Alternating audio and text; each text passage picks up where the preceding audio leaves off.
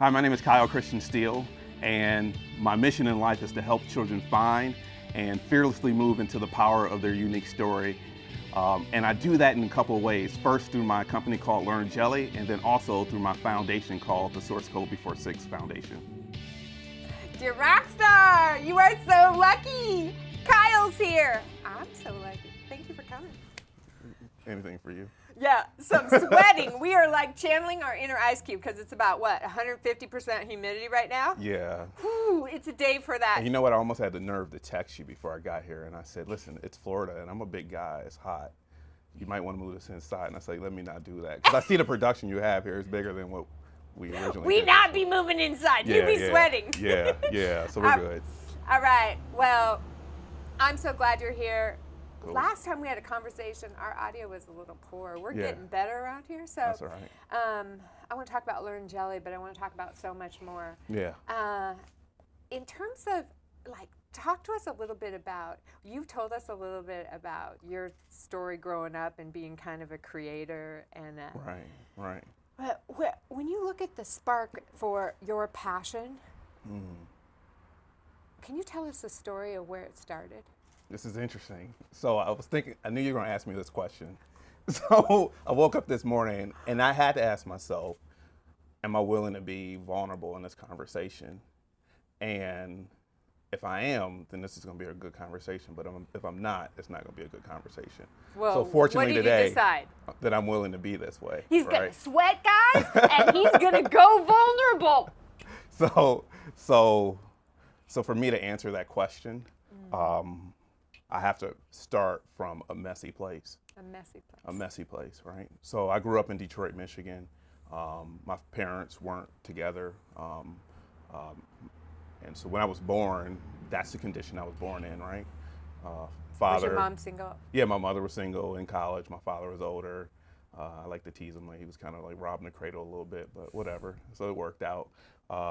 And so I got to an age around 6 or 7 where it was very difficult. Well, my mother had a difficult time trying to raise a boy in Detroit in the inner city, right? And so I was lashing out. I was starting to have some behavioral issues, things like that. And but you know, between my mother and I, our relationship was good. Didn't really interact with my father much. And so one day she said, "You're gonna go stay with your father." And I said, "Okay, that's cool. Let's go do that." And I just thought it was going to be a weekend thing, and it turned into the rest of my life.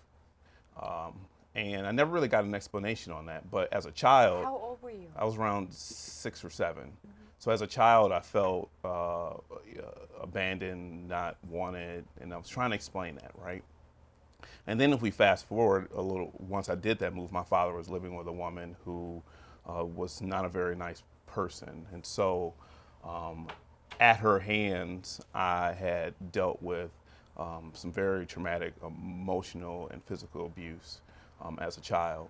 And so I spent a lot of time between 6 and 7 trying to deal with not being valued, not being wanted, believing that I wasn't cared about or loved, and then moving into a situation where I was feeling under attack and, you know, emotionally abused. And put it like this, my therapist, when I explained to him what the events that happened, he was like, that's the worst thing I've ever heard in my 35 years of being a therapist, right? Mental health therapist.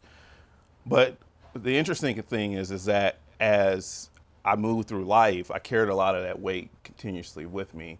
And as I moved, wounds of the child. The wounds of my shalom being broken as a child. Because technically, when you say that, my shalom being broken, right? What does that mean? Your peace, right? So, you know, you have periods in your life where you are in shalom, you're in peace, you're in harmony with everything around you. And then you have these periods where your shalom is broken. It is unusual for an individual, I shouldn't say unusual, but ideally, you should be able to get through your entire childhood in peace, right? And so, you know, 18, 20, before you really hit the first episode of a shalom being broken, so family members dying, or maybe parents are divorcing, or things like that. As a child, you know, I'm dealing with the abandonment of feeling abandoned. I'm dealing with emotional and physical abuse trauma of my father's girlfriend at the time. But then if I go back even further, What I didn't disclose was, because I'm trying to get vulnerable in this conversation, is that also my mother, she was actively trying to take care of things. And so she just was out of the house a lot. And so I got kind of sucked in by a neighbor and experienced a single occurrence of child molestation, which really sat with me for the rest of my life, right? So I carry these things forward into my adulthood, and I'm having this journey, and finally I meet my therapist because I'm just wondering, like, well, what's going on with me, right? And I'm trying to link the pieces of my life together, and he sits me in these moments, and he wouldn't let me leave. Wow. And so he takes you back to these moments, these places, and he When you would were a never let me kid. leave. And I didn't understand why he was doing that at first, but over time, I realized what he was trying to get me to do is connect with the emotions, because these experiences, this messy places, were part of my story and what makes my story special and unique, right, and powerful. And we all need to just put a pause around that. It's the messy places within us, our past, our wounds, that sometimes there's amazing Right. fruit that's going to come, not that we would have wanted it to, but that until we fully embrace it, what I hear you saying. Correct. Sometimes we need people's help to do that. In my case, I had a lot of help, and then just a desire to want to live into the individual that I felt like I was being called to live into. So when we talk about you working right now in technology and education and with young people. So this is how it fits together, right? So understanding that place, now I understand why I do what I do, and why I is love that? what I do. It's because I don't ever want, and so what I do is, as I say, my mission is to help children find and fearlessly move into the power of their unique story, right? So it's To find and fearlessly move into the power of their story. of their story, right? So it's to find it, and then it's to find their purpose or whatever their story is, and then powerfully move into that because they're fearless. And the reason why they're fearless is because they've been prepared for it, right? So for me, it starts with the children. And when I look at the area that I'm very interested in, it's elementary. And elementary is the age where I experience my shalom being broken. So in those children, I never want them, through an interaction of myself, through my company, through our services, to experience abandonment. I want them to know that they're valued, that they're cared for, that they're loved, right? That's very, very important to me. Your why is tied to being that person and being that experience that you didn't have. Right? It's protecting them, right? It's protecting them, is giving them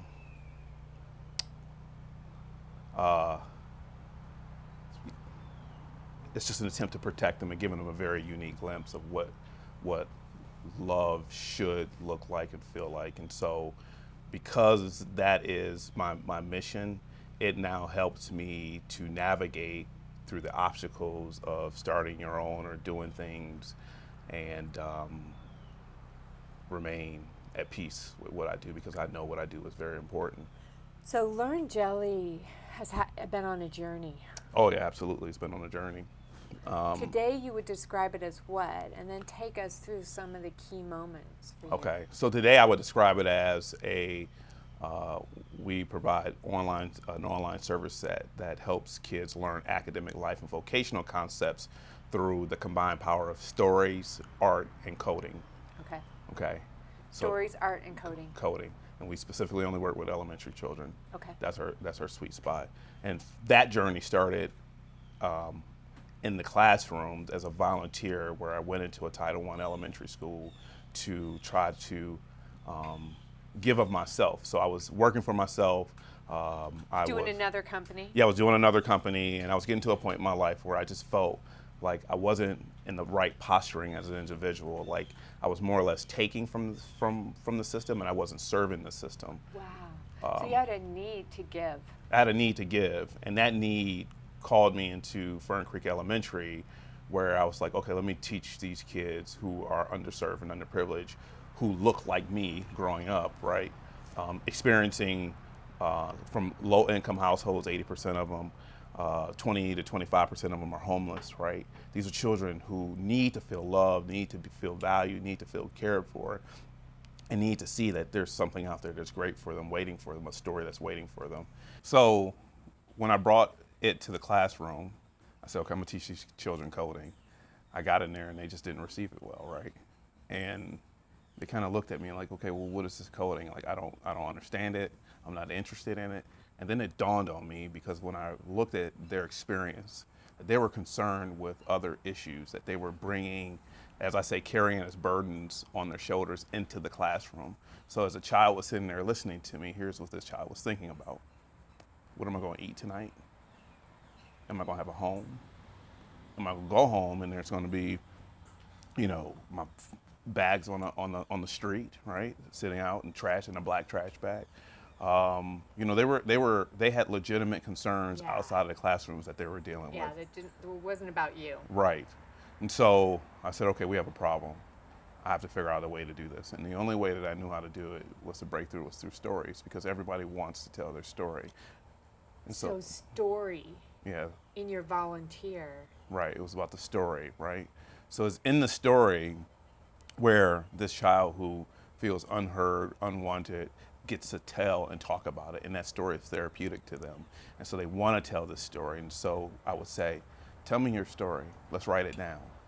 And the next thing we want to do is let's draw this story. So they would draw it, beautiful colors, things like that. And then the last piece would be, all right, let's take this drawing and let's animate it. And they would say, how do we do that? And I'll say, oh, we got to learn this program. And the program taught them code. And so what I quickly realized that over time is that it wasn't that I was there to teach these children coding.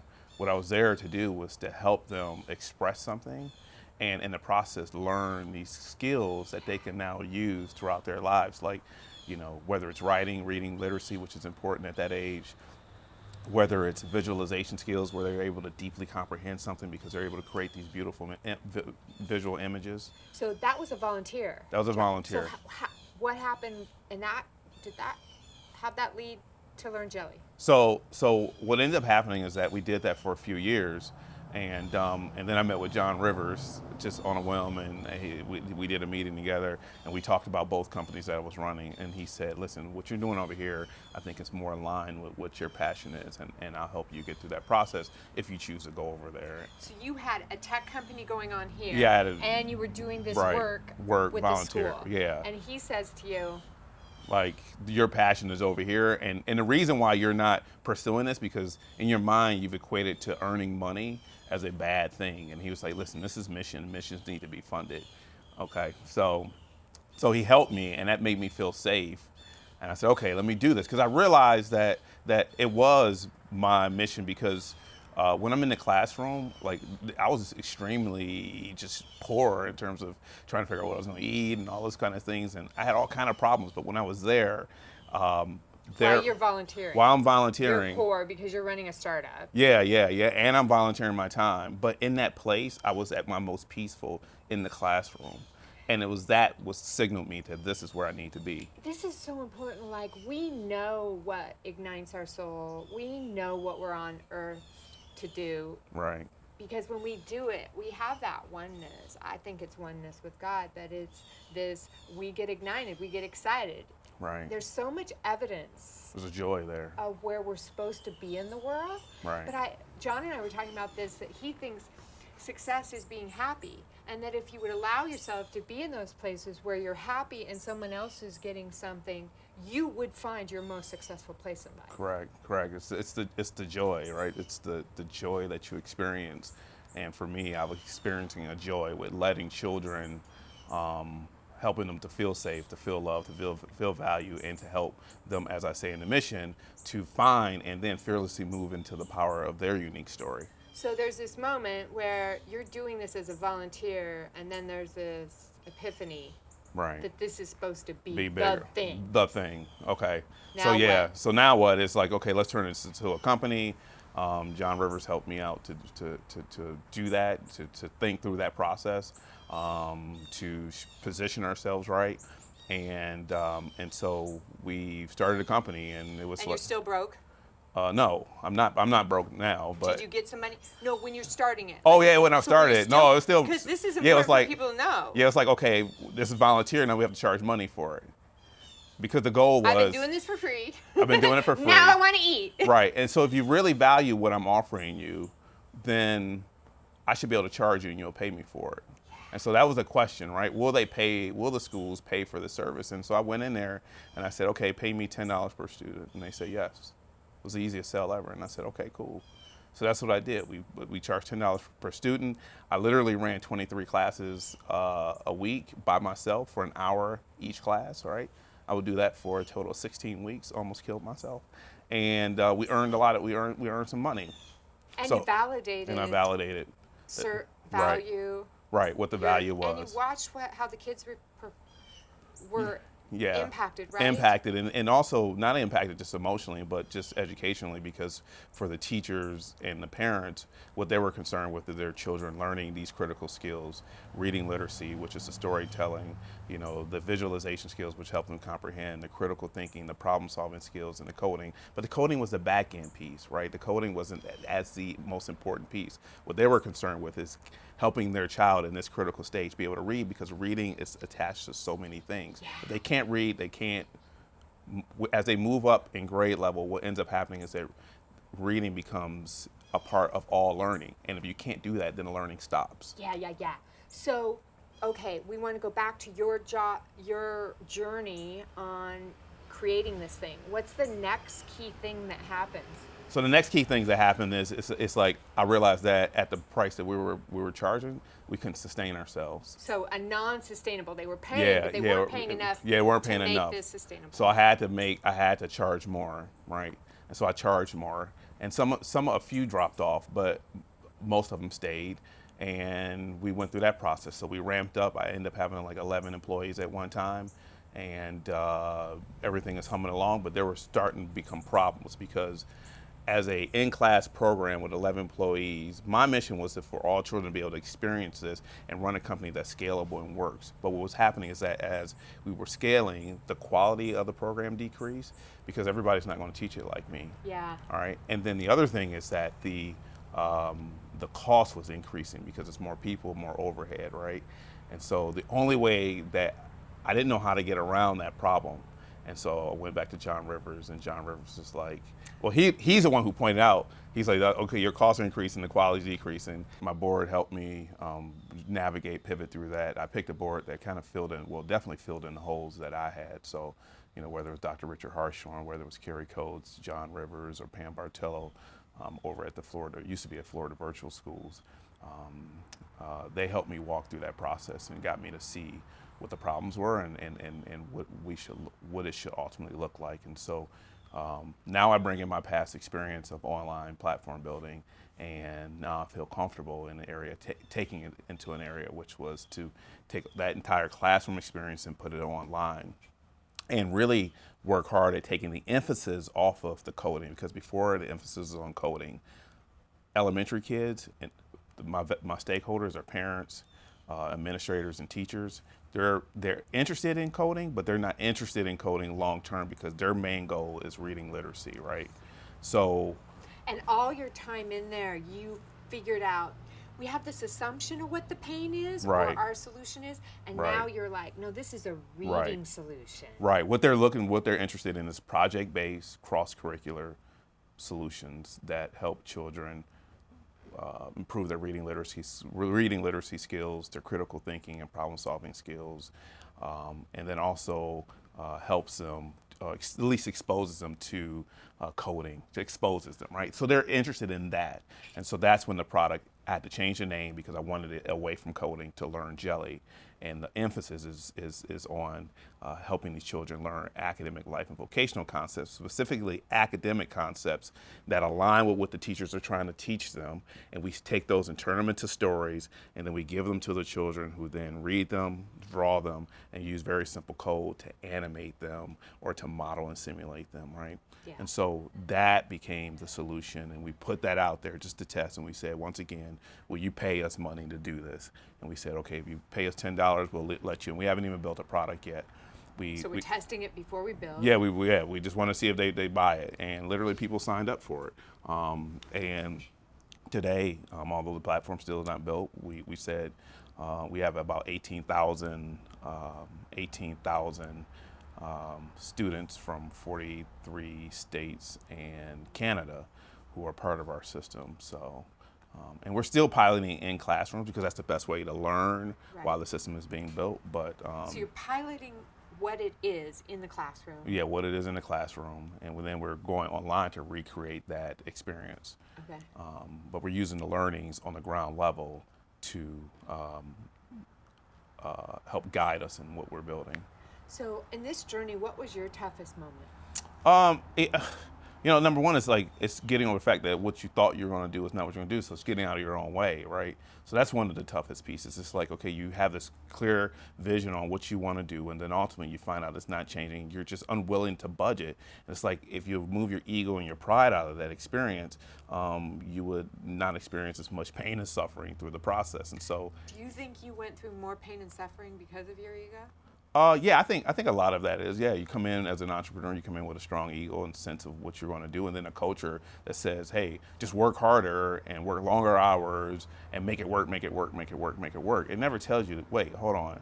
If it doesn't work, maybe it's just not the right product, or maybe it's not the right solution, maybe you're not the right founder, and that's not a bad thing, right? You should just pull back and evaluate that. It doesn't teach you flexibility. What it teaches you to do is just be gung-ho and run through that wall, even though what's behind that wall is not meant for you. And so that's the ego, right? The ego tells you to run through that wall because that's what you're supposed to do.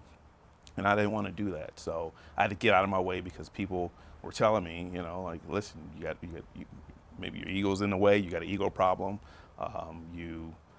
They were saying all kind of things, and so I had people around me informing me about these things, right, filling in these gaps, and then I went through a co-founder issue where we broke apart because of we were misaligned in terms of the vision, and a lot of it was, I would say, was probably was my fault because I don't like to. I could say what you do wrong all day, but really what I need to do is understand where I went wrong in the process so I don't repeat that mistake in the future. And so in this situation, I realized that I kind of overvalued her initially and didn't have an honest and straightforward conversation about what she could bring to the table and then value her appropriately, which inflated her value. So I'm looking for 30%, but really she's only 10%. And so I'm forcing her to do 30% work, but she's only really worth 10. And I knew that all along, and that's unfair to do to somebody, right? But then also just the overall vision of the company and where we wanted to go, that ultimately changed. We became misaligned, and it caused us to separate. And that was tough because you're with somebody for a long period of time. You've been with them in the trenches, and then they just leave one day, and you're just like, okay, what do I do next? So. It's just like any relationship breaking up. It's always tough, and there's a mourning period that goes through it. There's all these people issues, right? Right, In terms right, of right. creating and starting something. Yeah. Well, I think of you like you have real passion about what you do. How do you shared with us you've been broke, you've had a messy background. What are some of your spiritual practices, or how do you maneuver this life of the entrepreneur with so much unknown? Okay. Well, so for me as a person of faith, it comes down to that I have a strong desire to serve the God that I serve, right? So that's what I want to do. My chief goal, I believe, is to glorify who he is and be able to show people a unique image of who he is. And so I'm now in a role where it's not about what I want to do, it's about what he calls me to do. And as a result of that, I get maximum joy out of doing those things. So it's calling. So yeah, it's a calling and recognizing why I'm doing this calling. And so because I have such an absolute belief in that, it makes the journey easier. So let me give you an analogy, right? So the journey, I think the entrepreneurial journey is about traveling down a road. And on that journey, we have a windshield, and oftentimes that windshield is going to be clean and you can see exactly where you're going. But most of the times that windshield is muddy, right? So it's mud flying up and you're wondering where you're at. Now, if you don't have a strong calling and belief in what you're doing, then what happens is that you may panic, right? And so you panic and you shift left or you shift right. And in the process, there's a lot of, think about when businesses and experiences fail. The pain of it flows outwardly to people, right? So I either become an alcoholic or I become suicidal or something of that nature, or I mistreat people around me because the mud has caused me to swerve into panic. So having a calling allows me, when that mud flows, then what I do is I activate my windshield wipers, right? The windshield wipers go back and forth. And the windshield wipers for me is the promise and what the mission is that I'm doing, right? The mission is that feel like I've been called to do is to help kids fearlessly, to find and fearlessly move into the power of their story. I believe in that. That's the mission. Now I can wiggle those windshield wipers back and forth and that mud's just gonna slosh, maybe a little bit come off. But what activates it and gets it really clean is through, as a person of faith, is prayer. And so I'm praying, I'm calling down, I'm calling up the strength and this to strengthen me in these situations and my resolve and my ability and my courage. And I'm being embedded and that's being embedded in me. And that's the windshield wiper fluid. And I put all those together, I see that I'm still on the right road. Okay, so that's the analogy for me how it works. And when you're in your calling, in your purpose, you don't have to panic when the mud comes on to the windshield wiper. You just keep moving forward and just hit the buttons. So, but I'm assuming you still have some fear and some moments where Of course. you feel like panicking. And of course. And there's just new disciplines for you of what you go to. Yeah, of course. But then, if you go through enough of these experiences over time, you start to panic less about things because you've been through it before. When you look back, what would you tell your younger entrepreneurial self? Well, you always ask me this question. Because I always say my interested answer in it. is that I wouldn't tell myself anything. That's right, because you don't have a favorite book either. You're a rebel. You are an entrepreneur. Well, the reason because the experiences are so valuable. The experiences is So you what would tell allows me to yourself, stay calm. Keep learning. Just flow with the experience. Flow. Whatever happens, just go through it. And okay, so maybe this is what I'll tell myself. Don't panic. Just go through the experience and allow the effect of that experience to have a positive effect where you're learning, you're growing in that experience versus not growing, right? Because we can have bad experiences and they can cause us to fall into a worse state, right? Or we can have bad experiences and we can get better. We can look at what do we do wrong? How do we fix it? And then move forward. And then when we come against that experience again, we just step over it like it was nothing. What are the most common mistakes we're making as entrepreneurs? Yeah, I think it all goes back to not living in their purpose, not living the story that they've been called to do. So there's people who are living and journeying in stories that don't belong to them, and so I think that is the mistake, is that they. How do you know that? How does a person know that, Kyle? What? If you're not at peace, if you're not experiencing joy.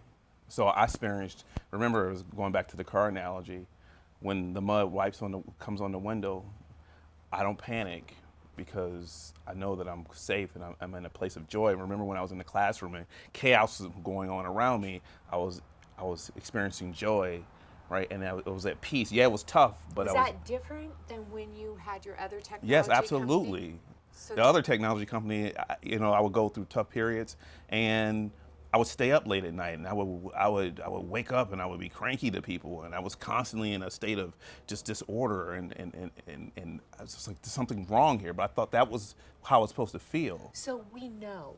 So you If know, we pay attention, you pay we attention. know. You know, I'm it's where you in find the your peace. space because Yeah. it's difficult all around me, but I have some kind of knowing. What Yeah. other mistake are we making? Or could we be doing different? I would still come back to that one.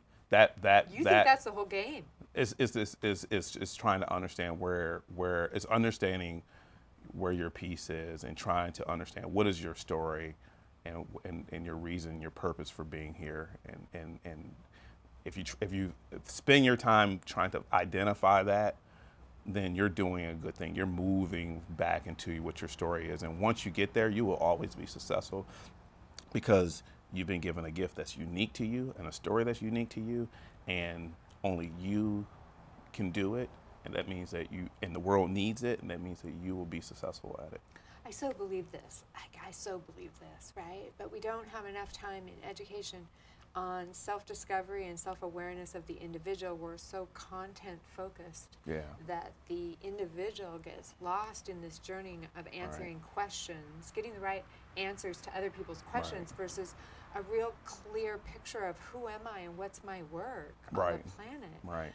It's almost like a disgrace that we get through education and we don't, and we haven't been even asked that. Right. Sometimes it also requires you to understand what that is. It requires you to go to places that are uncomfortable. So it's just like I did. I went to in my childhood, I went to a place, or as an adult, I went back to a place in my childhood that was uncomfortable. When I went to the classroom, I went to a place that was uncomfortable. It was in those moments of being uncomfortable where I was able to, and that willingness to enter into that, where I was able to then discover what was going on and really take an honest look at myself and say, okay, this isn't wrong. Surrounding myself by the right people, not yes men or yes women who are telling me, hey, great job, just keep moving forward, keep rah, rah, rah. No, there were people like you who say, listen, your ego is getting in the way of this. You need to pipe down. As we get ready to wrap up, your definition of success and what else you would want to say to us today?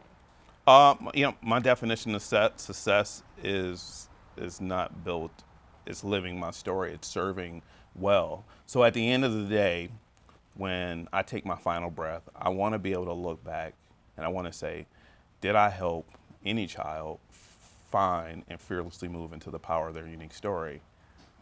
And if that question is just one kid and I say yes, man, that was a life worth living, right? That was success. That was a successful life. I'm good with that, because that success will go and travel throughout the arc of time and impact not just one person, but the next person that person touches, which could be two people, and it'll just keep expanding. That's success for me. I'm good. Wow. Anything else you would say to us today? No, I love you. No. I love you. Where do we find you on social? So I'm at Kyle C. Steele on Twitter. I'm very active on Twitter at Kyle C. Steele. Professionally at learnjelly.com. Exactly how it sounds, spelled out. And then Twitter is the best place to find you. Kyle Well, C. if you want to know what get inside of my head, I mean, it's just we'll see aggregation. your running conversation. Yeah, it's a running conversation. What's next for Learn Jelly?